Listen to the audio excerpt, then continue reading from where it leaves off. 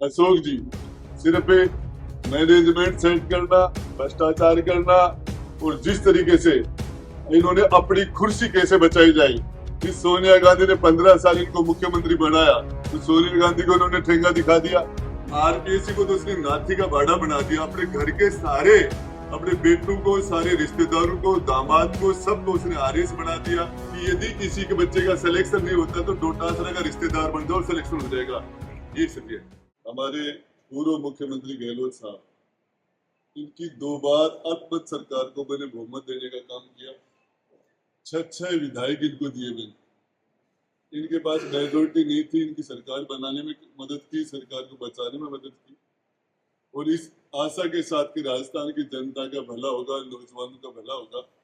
लेकिन जिस तरीके से हमने मंत्रिमंडल में इन बातों को कई बार उठाया, जिस तरीके से इन्होंने आरपीएससी का बेड़ा गर्क किया, नौजवान के भविष्य के साथ कुठाराघात किया, पेपर आउट होना, इनके घर से, मुख्यमंत्री के निवास से इंटरव्यू की सारी लिस्ट जाती थी।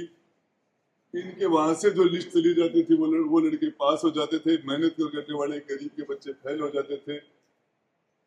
गोविंद डोटासरा जी जो हमारे प्रदेश कांग्रेस के प्रदेश अध्यक्ष हैं, उन्होंने किस तरीके से आरपीएससी को नाथी का बाड़ा बनाया और मुख्यमंत्री जी ने जिस तरीके से पुलिस का, एसओजी का, एसीडी का दुरुपयोग किया। और जब मैंने ये बातें, नौजवान की बातें उनके सामने रखी और नौजवान निराश है, हताश है, इसके बारे में उनके सामने रखा तो किस तरीके से उन्होंने 6-6, 7-7 मुकदमे लगाने के मेरे काम किया। और मैं आपको बताना चाह रहा हूँ, आज ये राजस्थान के 15 साल मुख्यमंत्री रहने के बाद यदि इनसे जालोर की धरती पे पूछा जाए कि आपने सामाजिक न्याय के अंदर आपने क्या किया, गरीब तो आज उसी स्थिति में है। 15 साल मुख्यमंत्री रहने के बाद और ये आज जालोर की याद इनको आई है।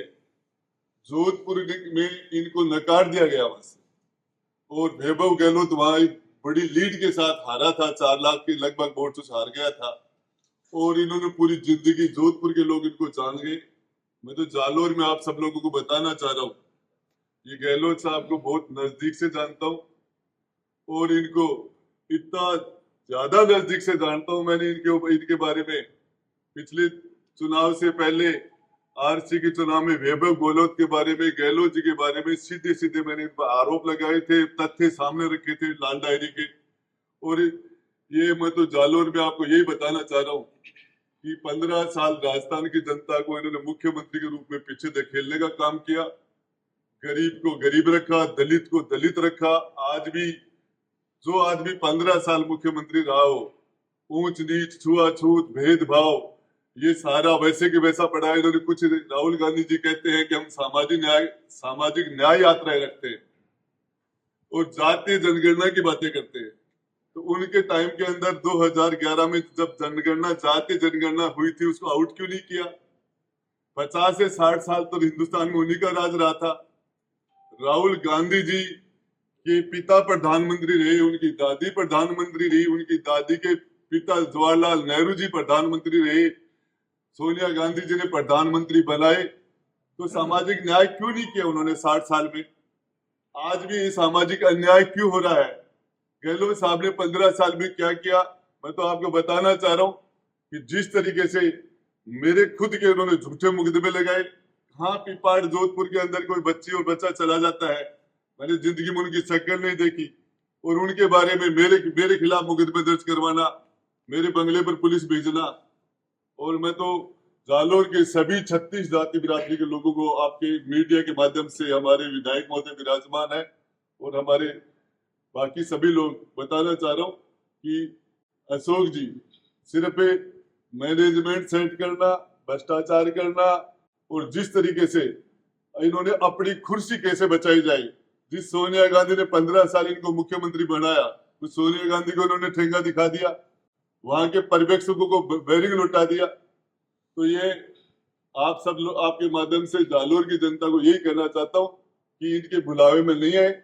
जोधपुर के लोग जान गए, राजस्थान के लोग जान गए, राजस्थान ने पूरे ने इनको नकार दिया है, इनको रिजेक्ट कर दिया है, जोधपुर की जनता ने रिजेक्ट कर दिया है। इनका सभी जातियों के और इसके अलावा विशेष कर आपको बताना चाहता हूँ, हर जात के नेताओं को साथ उन्होंने कुठाराघात किया। राजपूत समाज के लिए तो, राजपूत समाज की तो लीडरशिप खत्म कर दी उन्होंने। माइनॉरिटी के पूरे वोट लेके उनके साथ उन्होंने जिस तरह से कुठाराघात किया। इनकी सरकार में एक कैबिनेट मंत्री माइनॉरिटी का नहीं था।